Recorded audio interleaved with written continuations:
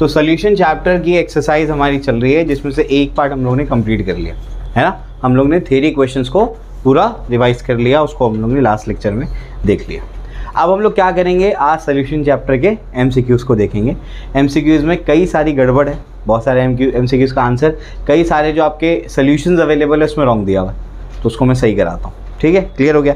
जो आपको text solution मैंने प्रोवाइड किया है उसमें भी कुछ गलतियाँ हैं, उसको भी मैं सही कराता हूँ। ठीक, क्लियर हो गया। चलो, तो हमारे जो एमसीक्यूज़ हैं उसको देख लेते हैं। सबसे पहले जो आपके एक्सरसाइज में क्वेश्चन नंबर 1 है, choose the most correct option. उसमें सबसे पहला सवाल क्या है, vapour pressure of a solution containing 2 moles of solute in 2 moles of water, vapour pressure of pure water is 24 mm of Hg is।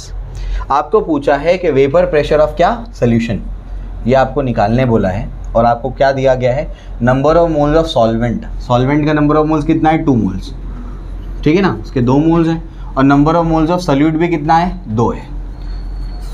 आपको बोला है कि जो vapour pressure of pure water क्या होगा, सॉल्वेंट होगा, ऑब्वियस सी बात है।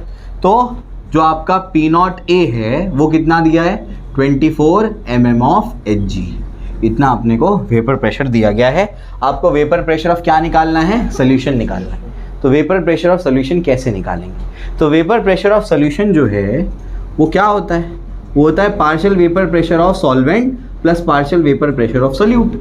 अब सोल्यूट की वेपर प्रेशर की कोई इन्फॉर्मेशन नहीं है, तो हम लोग क्या अज्यूम कर लेंगे, वो नॉन वोलेटाइल है, कोई इन्फॉर्मेशन नहीं दिया गया ना। नॉन वोलेटाइल सोल्यूट का वेपर प्रेशर क्या होता है, 0, भाप बनता ही नहीं है वो, तो बचेगा क्या, बचेगा Pa, है ना। और Pa क्या होता है, Pa होता है P0A XA, यही तो होता है Pa, ठीक है ना। चलो भाई, अब क्या, अब अपने को निकालना अगर है वेपर प्रेशर ऑफ सोल्यूशन, तो क्या करना पड़ेगा, P0A पुट करना पड़ेगा। P0A कितना है, 24 मल्टीप्लाइड बाय XA क्या है, mole fraction of A।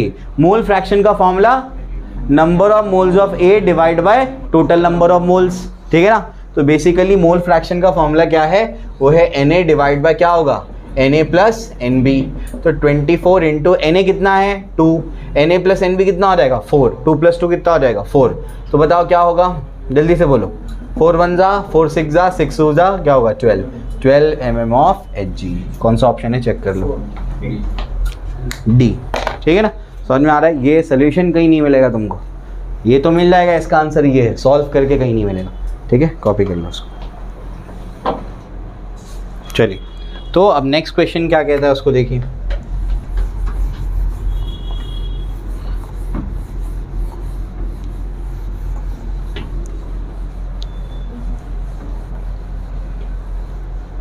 Next question क्या कहता है, the colligative property of a solution is. Colligative property क्या है, वेपर प्रेशर कॉलिगेटिव प्रॉपर्टी है क्या। तो कॉलिगेटिव प्रॉपर्टी क्या होती है, वेपर प्रेशर लोअरिंग या relative lowering of vapour pressure, ठीक। तो वेपर प्रेशर कॉलिगेटिव प्रॉपर्टी नहीं है, vapour pressure lowering colligative property है, ठीक है ना। बॉइलिंग पॉइंट नहीं, एलिवेशन इन बॉइलिंग पॉइंट क्या होता है, कॉलिगेटिव प्रॉपर्टी, बॉइलिंग पॉइंट नहीं होता। Osmotic pressure colligative property, osmosis colligative property नहीं है, ऑस्मोटिक प्रेशर कॉलिगेटिव प्रॉपर्टी, समझ आ रहा है, ठीक है ना। उसके बाद आपका freezing point depression colligative property होती है, फ्रीजिंग पॉइंट कॉलिगेटिव प्रॉपर्टी होती है। तो कौन सा ऑप्शन, सी ऑप्शन करेक्ट, ठीक है। तो इसमें क्या होगा, कॉलिगेटिव प्रॉपर्टी कौन है, osmotic pressure. In calculating osmotic pressure the concentration of solute is expressed in molarity, है ना। मैंने क्या बताया था आपको, वेपर प्रेशर लोअरिंग में क्या करते हैं, मोल फ्रैक्शन लेते हैं। कॉन्सेंट्रेशन टर्म्स की बात बता रहा हूँ, वेपर प्रेशर लोअरिंग या RLVP में क्या लेंगे, मोल फ्रैक्शन, ठीक है ना।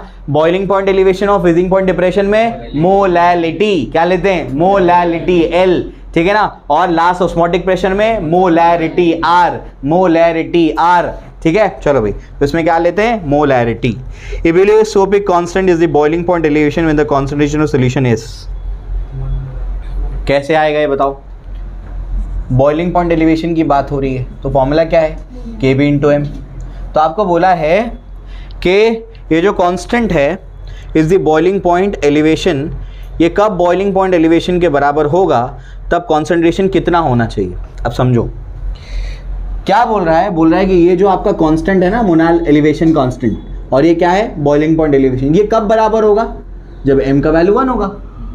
समझ आ रहा है, अगर मोलैलिटी 1 हो जाए तो डेल्टा टी भी किसके इक्वल हो जाएगा, के बी का इक्वल हो जाएगा। बस वही तो पूछा है कि दोनों बराबर कब हो जाएंगे, समझ आ रहा है। तो देखो वापस से, ebullioscopic constant is the boiling point elevation is मतलब equal to boiling point elevation when the concentration of solution is 1 molal, 1 molal, समझ में क्या, मोलर नहीं, क्या मोलल, ठीक है ना। तो क्या आएगा ऑप्शन ए, ठीक है। चलो भाई हमारा नेक्स्ट क्वेश्चन क्या है, फिफ्थ क्वेश्चन में क्या कहता है कि cryoscopic constant depends on, cryoscopic constant मतलब क्या, केएफ, वो कौन कौन सी चीज़ों पे डिपेंड करता है, nature of solvent, nature of solute, nature of solution या फिर नंबर ऑफ सॉल्वेंट मॉलिक्यूल्स। तो क्यों ना क्रायोस्कोपिक कांस्टेंट का फॉर्मूला डिराइव कर लेते हैं। क्रायोस्कोपिक कांस्टेंट का फॉर्मूला क्या होगा, सबसे पहले बताओ, डेल्टा टी एफ क्या होता है, के एफ इंटू क्या होगा, स्मॉल एम, ठीक है ना। तो डेल्टा टी एफ क्या होगा बताओ, के एफ इंटू, ये क्या है, मोलैलिटी, मोलैलिटी का फॉर्मूला क्या है, number of moles of solute divide bye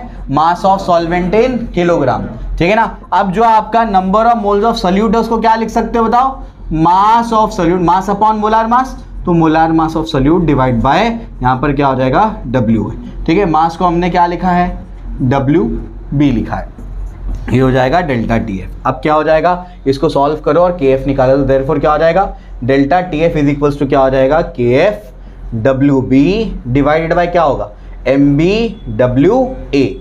अब निकालना क्या है, निकालना के एफ है, तो के एफ कैसे निकलेगा बताओ, ये हो जाएगा डेल्टा टी एफ इंटू क्या हो जाएगा, एम बी इंटू क्या हो जाएगा, डब्ल्यू ए डिवाइडेड बाय क्या हो जाएगा, बोलो, डिवाइडेड बाय हो जाएगा डब्ल्यू बी। समझ में आता है। तो अगर जो आपका क्रायोस्कोपिक कांस्टेंट है ये डिपेंड करता है, देखो किसके मास पे डिपेंड करता है, सॉल्वेंट के, किस पे मास पे डिपेंड करता है, सॉल्वेंट के। तो के एफ इज प्रोपोर्शनल टू क्या हो रहा है, डब्ल्यू ए आ रहा है। डब्ल्यू ए क्या है, डब्ल्यू ए है मास ऑफ सॉल्वेंट। अब सॉल्वेंट का मास कब बढ़ेगा, जब उसके नंबर ऑफ पार्टिकल बढ़ेंगे। कब घटेगा, जब उसके नंबर ऑफ पार्टिकल घटेंगे, यानी के F depends on number of solvent particles. समझ में आ गया, तो कौन सा ऑप्शन बनेगा, डी। समझ आई बात, ठीक है ना। चलो तो ये आपका हो गया। अब इसके बाद जो है, इसके बाद 6th क्वेश्चन, कोई डाउट तो नहीं है, सबको क्लियर हो गया। चलो भाई अब जो है 6th क्वेश्चन पे चलते हैं। 6th क्वेश्चन क्या है, आइडेंटिफाई दी करेक्ट स्टेटमेंट। अपने को करेक्ट स्टेटमेंट को क्या करना है, आइडेंटिफाई करना है। Vapour pressure of solution is higher than that of the pure solvent. Solution का वेपर प्रेशर ज़्यादा होता है as compare to pure solvent का। सही है, गलत है, गलत है। क्यों, सोल्यूशन का तो कम होगा। क्यों, सोल्यूशन कैसे बनाए, वोलेटाइल सॉल्वेंट और नॉन वोलेटाइल सोल्यूट को डाल के। तो सरफेस पे कौन आ गया, ए और बी दोनों आ गए, इसका मतलब वेपर प्रेशर कम बनेगा, यानी प्योर सॉल्वेंट का ज्यादा होगा और सोल्यूशन का कम होगा। इसने उल्टा बोला है, इसने क्या बोला है, सोल्यूशन का ज्यादा है प्योर सॉल्वेंट का कम है, इस वजह से क्या है, गलत। समझ आ रहा है क्या बोल रहा हूं मैं, ज्यादा किसका होना चाहिए, प्योर सॉल्वेंट का। क्यों, क्योंकि सरफेस पे क्या होंगे, सरफेस पे सिर्फ, आवाज नहीं करो, ठीक है, सरफेस पे क्या होंगे, सिर्फ ए के मॉलिक्यूल। तो प्योर सॉल्वेंट का वेपर प्रेशर क्या होगा, ज्यादा होगा as compare to solution. Solution का वेपर प्रेशर क्या होगा, कम होगा। क्यों, रीजन बताओ। प्योर सॉल्वेंट में सरफेस पे क्या है, सिर्फ सॉल्वेंट के मॉलिक्यूल्स हैं, सभी के सभी भाप बनेंगे, इसका मतलब वेपर प्रेशर ज्यादा होगा। और सॉल्यूशन का वेपर प्रेशर कम, क्योंकि सरफेस पे ए और बी दोनों टाइप के मॉलिक्यूल है। इसने क्या बोला है, उल्टा। इसने क्या बोला है, इसने बोला है सोल्यूशन का ज्यादा इसका कम, तो इस वजह से first option incorrect. Second option पे चलते हैं। Boiling point is of solvent is lower than that of the solution. Solvent का बॉइलिंग पॉइंट कम होगा और सोल्यूशन का क्या होगा, ज्यादा होगा, ठीक है। तो boiling point of solvent is lower than that of the solution. सही है, गलत है। अगर आप क्या कर दो, किसी सॉल्वेंट के अंदर, प्योर सॉल्वेंट के अंदर नॉन वोलेटाइल सोल्यूट को ऐड कर दो, तो उसका बॉइलिंग पॉइंट बढ़ेगा या घटेगा, बढ़ेगा। तो सॉल्वेंट का ऑब्वियसली क्या होगा, कम होगा, सोल्यूशन का क्या होगा, ज्यादा होगा। समझ आ गया। नमक डालने पर क्या बताया था, 100 डिग्री सेल्सियस पे बॉईल नहीं होगा, और ज्यादा टेम्परेचर पे बॉईल करना पड़ेगा। समझ में आ गया। तो ये करेक्ट स्टेटमेंट है, ठीक है। तो बी वाला क्या है, करेक्ट स्टेटमेंट है। थर्ड भी चेक कर लो, osmotic pressure of solution is lower than that of the solvent. Osmotic pressure कहाँ ज्यादा होता है, सोल्यूशन साइड पे। सॉल्वेंट तो इधर भाग रहे हैं ना मॉलिक्यूल, तो ऑस्मोटिक प्रेशर ज्यादा कहाँ होता है, सोल्यूशन पे। इसने क्या बोला है, सोल्यूशन पे कम है, सॉल्वेंट पे ज्यादा है, इस वजह से गलत, ठीक है ना। उसके बाद osmosis is a colligative property, osmotic pressure is a colligative property, osmosis नहीं है। तो कौन सा ऑप्शन करेक्ट है, बी, ठीक है, चलो भाई 7th जो क्वेश्चन है ये रिड्यूस्ड पार्ट है, ये आपको नहीं पढ़ना है, ठीक है, 7th क्वेश्चन को काट दो, ठीक है। चलो भाई अब जो है 8th क्वेश्चन पे चलते हैं। 8th क्वेश्चन में क्या है आइए उसको देखते हैं। तो 8th क्वेश्चन देख लो अभी।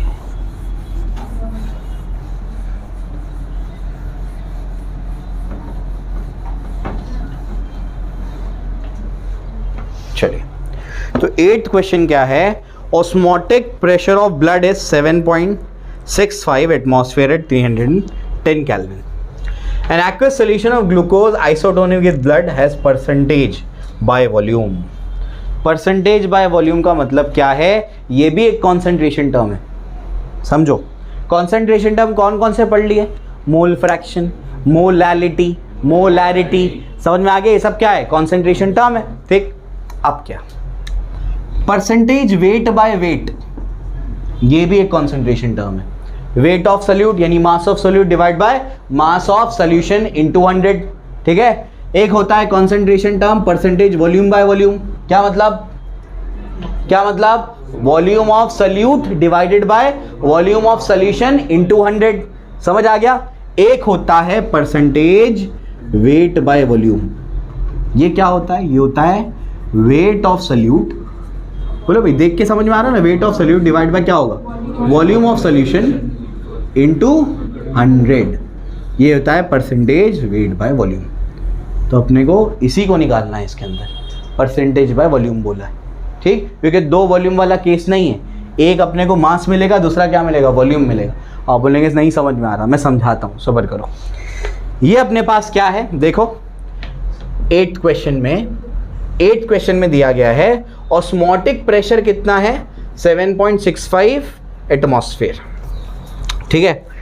इसके बाद जो है टेम्परेचर कितना है, 310 केल्विन, ठीक है। Aqueous solution of glucose isotonic with blood, blood के साथ में क्या आइसोटोनिक है, यानी दोनों का ऑस्मोटिक प्रेशर सेम है, has E percentage by volume, उसका परसेंटेज बाय वॉल्यूम अपने को निकालना है। तो ये अपने को यहाँ पर कुछ इन्फॉर्मेशन है, यहाँ पर आर का वैल्यू 0.08082205, ठीक है, जो भी इसका यूनिट बनेगा, ठीक है। तो यहाँ तक अपने पास है। आप बोलेंगे ये कहाँ से आया, समझाता हूँ, ये सब तो दिया है, ये आपको याद रखना है। मैंने आपको बोला था कि बिल्कुल वैसी इक्वेशन बनेगी जैसे आइडियल गैस की इक्वेशन है, क्या था वो, PV = NRT, तो यहाँ पर क्या होगा, πV = क्या होगा, NRT, समझ आता है, ठीक है ना। अब क्या, अब समझो, नंबर ऑफ मोल्स का फॉर्मूला क्या होता है, मास अपॉन मोलार मास, ठीक है ना, तो हो जाएगा πV, और ये क्या हो जाएगा बताओ, हो जाएगा मास ऑफ सॉल्यूट यानी weight of solute divide by क्या होगा, मोलार मास ऑफ सॉल्यूट, और ये क्या हो जाएगा RT। यहाँ तक सबको क्लियर है, ठीक है ना। अब क्या, अपने को निकालना क्या है, उस चीज़ को समझ लो। अपने को निकालना है यहाँ पर परसेंटेज बाय वॉल्यूम बोला उसने। अब परसेंटेज बाय वॉल्यूम के दो केसेस बन सकते हैं, कौन सा, एक तो परसेंटेज वॉल्यूम बाय वॉल्यूम, दूसरा परसेंटेज वेट बाय वॉल्यूम, क्योंकि बाय वॉल्यूम बोला है तो उसके दो केसेस होते हैं, या तो वॉल्यूम बाय वॉल्यूम या तो वेट बाय वॉल्यूम। यहाँ पर बताओ क्या दो वॉल्यूम नजर आ रहे हैं, नहीं, एक वॉल्यूम नजर आ रहा है, ठीक है ना, एक वॉल्यूम नजर आ रहा है। अगर एक वॉल्यूम नजर आ रहा है तो इनमें से ये केस बनेगा, ये केस बनेगा, ये केस बनेगा, क्यों, क्योंकि इसमें एक ही वॉल्यूम है। यहाँ पर क्या है, दो वॉल्यूम चाहिए थे, समझ आ गया, ठीक है ना। चलो तो अपने को क्या करना है, अपने को वेट ऑफ सॉल्यूट लेना है, वेट ऑफ सॉल्यूट और वॉल्यूम ऑफ सॉल्यूशन। तो देयरफॉर क्या हो जाएगा, देयरफॉर हो जाएगा WB डिवाइडेड बाय V, और ये क्या हो जाएगा, πMB डिवाइडेड बाय क्या हो जाएगा, RT। इनको भी वहाँ भेज दिया मैंने, ठीक है। अब अगर दोनों साइड से 100 मल्टीप्लाई कर देता हूँ तो ये क्या हो जाएगा बताओ जरा, WB/V क्या होगा, हो जाएगा weight of solute divide by volume of solution into 100, क्या हो जाता है वो, परसेंटेज वेट बाय वॉल्यूम। तो ये जो चीज़ है ये क्या हो जाएगा, ये हो जाएगा परसेंटेज वेट बाय वॉल्यूम। अब अपने को ये निकालना है πMB divided by RT into 100। इसको सॉल्व करते हैं, इसको सॉल्व करेंगे तो क्या आएगा, देख लेते हैं, देख लो। परसेंटेज वेट बाय वॉल्यूम क्या होगा, पाई कितना है 7.65 multiplied by mass of solute, कौन सा बोला है, ग्लूकोज के बारे में बात किया है। ग्लूकोज का कितना होता है 180, ग्लूकोज कितना होता है 180, C6H12O6, ठीक है ना। तो कितना हो जाएगा 180। उसके बाद क्या होगा बोलो, आगे आगे क्या है, R कितना है 0.08250, ठीक है ना, 825 समथिंग के आसपास। मैं तो 0.080 लेता हूँ कैलकुलेशन के लिए, ठीक है। मल्टीप्लाइड बाय क्या बचेगा, मल्टीप्लाइड बाय टेम्परेचर, कितना टेम्परेचर दिया गया है 310 केल्विन, ठीक है ना। अब इनटू क्या करना पड़ेगा 100। अब जो भी आंसर आएगा वो इसका जो भी फाइनल आंसर आएगा उसको कैलकुलेट करके लिखना है। समझ आया, क्लियर हो गया। तो इसको पहली बात तो ऐसे सॉल्व करना है, ये तरीका तुमको आना चाहिए कि इसमें पूछा क्या गया है उसको सॉल्व कैसे करना है। समझ आई बात, ठीक है ना। तो 3 कॉन्सेंट्रेशन टर्म और सीख लिए तुमने अभी, समझ आ गया। ऑलरेडी कितने सीखे हुए थे, 3 सीखे हुए थे। कौन कौन सा, मोल फ्रैक्शन, मोलैरिटी, मोलालिटी। उसके बाद और 3 कॉन्सेंट्रेशन टर्म सीख लिए। समझ आई बात, ठीक है ना। इसको सॉल्व करो, फाइनल आंसर बताओ मुझे। ये तो आंसर को किस में लाना है, ग्राम पर मिलीलीटर में ध्यान रखना है आप लोग को। आंसर आएगा किस में आपका, ग्राम पर लीटर में। फिर 1 लीटर कितना होगा, 1000 मिलीलीटर। बाकी कैलकुलेशन से आ जाएगा फिर। चलो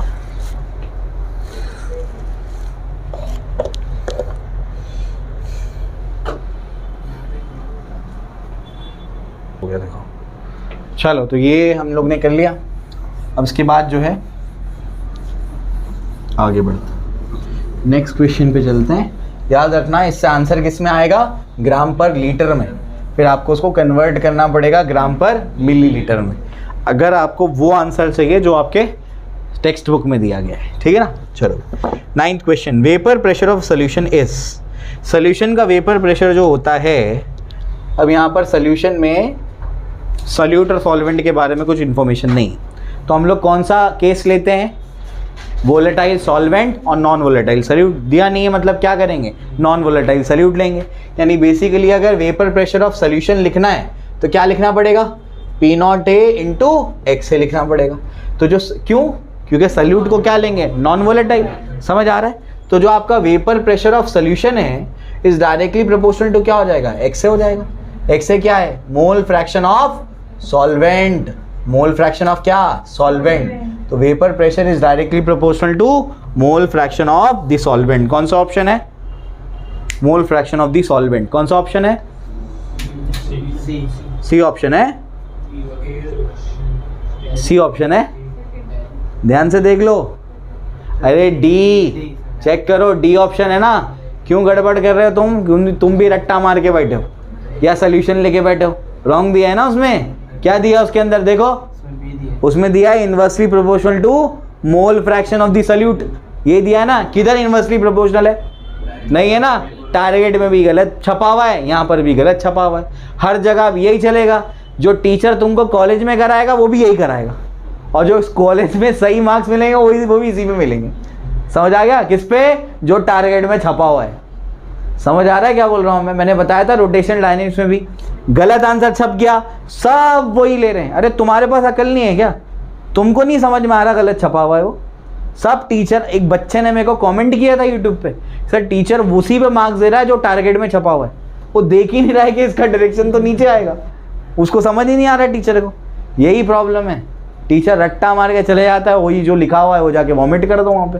फिर चलो ये हो गया। बोर्ड में किस पे मार्क्स मिलेगा, जो सही है। बोर्ड की आंसर की अलग से बनती है, वो टारगेट से छप के नहीं आती है। समझ आ रहा है, ठीक है ना। तो बोर्ड की आंसर की अलग बनती है। क्या सही है इसके अंदर, directly proportional to mole fraction of solvent. Inverse proportionality है ही नहीं कहीं पे, किधर से इनवर्स आएगा, समझा, ठीक है। चलो भाई, तो यहाँ तक अपने को समझ में आ गया। इसके बाद 10th question, pressure cooker reduces cooking time for food because. जो कुकर होता है इसमें खाना जल्दी बन जाता है। क्यों बन जाता है, बहुत सिंपल है। हम ये लॉ जानते हैं, P is directly proportional to T at constant volume. ठीक है, हम लोग ने पढ़ा है, पिछले साल ही पढ़ा है स्टार्टिंग के चैप्टर्स में, कि प्रेशर बढ़ेगा तो क्या हो जाएगा, टेम्परेचर बढ़ जाएगा। टेम्परेचर बढ़ेगा तो क्या होगा, बॉइलिंग पॉइंट बढ़ जाएगा। अब वॉल्यूम कैसे कांस्टेंट है, कुकर का वॉल्यूम तो कांस्टेंट है, मेटल का बना वो कांस्टेंट है। आप उसको नीचे से हीट करते हैं तो क्या होता है, उसके अंदर वेपर्स बनते हैं। वो वेपर्स क्या करेंगे, वहाँ पर प्रेशर को इंक्रीज कर देंगे। प्रेशर इंक्रीज होगा तो क्या होगा, टेम्परेचर इंक्रीज होगा। उसके वजह से क्या होगा, बॉइलिंग पॉइंट एलिवेट हो जाएगा और खाना जल्दी बन जाएगा। ठीक है, चलो भाई, तो यहाँ पर क्या होगा, ए ऑप्शन करेक्ट है। इसके अंदर क्या लिखोगे, boiling point of water involve in cooking is increase. क्योंकि प्रेशर बढ़ने से क्या बढ़ जाता है, टेम्परेचर। टेम्परेचर बढ़ेगा तो बॉइलिंग पॉइंट एलिवेट होगा, उसकी वजह से खाना जल्दी पकेगा। ठीक है, चलो भाई। 11th question, Henry's loss constant for a gas CH3Br is 0.159 mole per dm cube atmosphere at 250 degree Celsius. वो 25 डिग्री सेल्सियस, उसको सही कर लो, सही करो उसको, 25 है वो। क्योंकि अगर टेम्परेचर बदलेगा तो फिर KH का वैल्यू बदलेगा, और दूसरा KH का वैल्यू निकालने का यहाँ पर अपने को कोई रास्ता नहीं है, तो अपने को वही लेना पड़ेगा जो यहाँ पर दिया गया है। तो टेम्परेचर सेम लेना पड़ेगा दोनों केसेस में। तो ये कितना है वो 25 degree Celsius. What is the solubility of CH3Br in water at 25 degree Celsius and partial pressure of 0.164 atmosphere. ठीक है, अपने को क्या निकालना है, सॉल्युबिलिटी निकालनी है। क्या फॉर्मूला बताया था मैंने, solubility is directly proportional to partial pressure. Solubility is equal to क्या होगा, KH इंटू P। समझ में आ गया। KH का वैल्यू डिपेंड करता है टेम्परेचर पे। अगर टेम्परेचर वहाँ 250 और यहाँ 25 है तो आपको KH का वैल्यू बदल जाएगा, तो KH निकालोगे कैसे तुम? समझ आ रहा है क्या बोल रहा हूँ मैं, गड़बड़ हो जाएगी। ठीक है ना। चलो भाई, तो यहाँ पर जो है आपको KH का वैल्यू पहले ही दे दिया गया है, तो KH का वैल्यू जो है, क्योंकि और कुछ दिया नहीं है तो हम लोग उसको क्या करना पड़ेगा, क्वेश्चन को मॉडिफाई करना पड़ेगा। अब सॉल्युबिलिटी निकालना है, KH का वैल्यू पहले जो 25 पे, अभी भी 25 पे वही होगा। कितना है वो 0.159 मल्टीप्लाइड बाय पार्शियल प्रेशर कितना है अभी 0.164। मल्टीप्लाई करो, आंसर लिख दो, आ गया। यही सॉल्युबिलिटी है उसकी। ठीक है, चलो चलो, तो ये भी हम लोग ने देख लिया। अब उसके बाद जो है आगे बढ़ते हैं। आगे क्या है,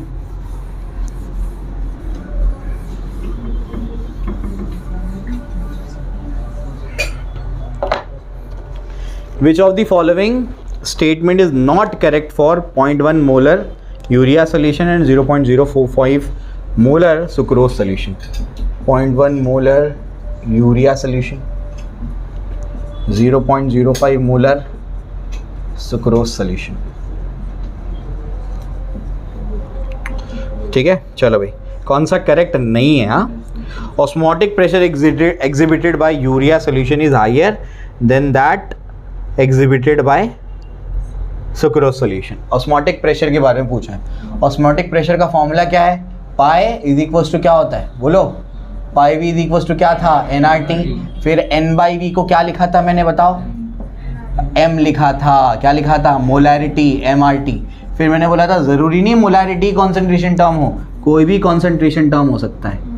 अब R कांस्टेंट, T कांस्टेंट, तो pi is directly proportional to concentration. ठीक, तो जिसका कॉन्सेंट्रेशन ज़्यादा उसका ऑस्मोटिक प्रेशर ज़्यादा। किसका कॉन्सेंट्रेशन ज़्यादा है, यूरिया का, तो इसका ऑस्मोटिक प्रेशर ज़्यादा, इसका ऑस्मोटिक प्रेशर कम। ठीक है ना। चलो भाई, तो पहले ऑप्शन में क्या है, osmotic pressure exhibited by urea is higher than that exhibited by sucrose. Urea का ज़्यादा है, सुक्रोस का कम है, सही है, लेकिन हमको कौन सा ढूंढना है, जो गलत है। समझा, ठीक है ना, विच इज़ नॉट करेक्ट, तो ए वाला सही है। ठीक, urea solution is hypertonic to sucrose solution. Hypertonic मतलब क्या, जब दोनों का, दो सोल्यूशन का ऑस्मोटिक प्रेशर अलग अलग होगा, जिसका ज्यादा होगा वो हाइपरटोनिक, जिसका कम होगा वो हाइपोटोनिक। किसका ज्यादा है, यूरिया का, तो वो क्या है, हाइपरटोनिक। सही है, ठीक है ना। Urea is hypertonic to sucrose solution, they are isotonic solutions.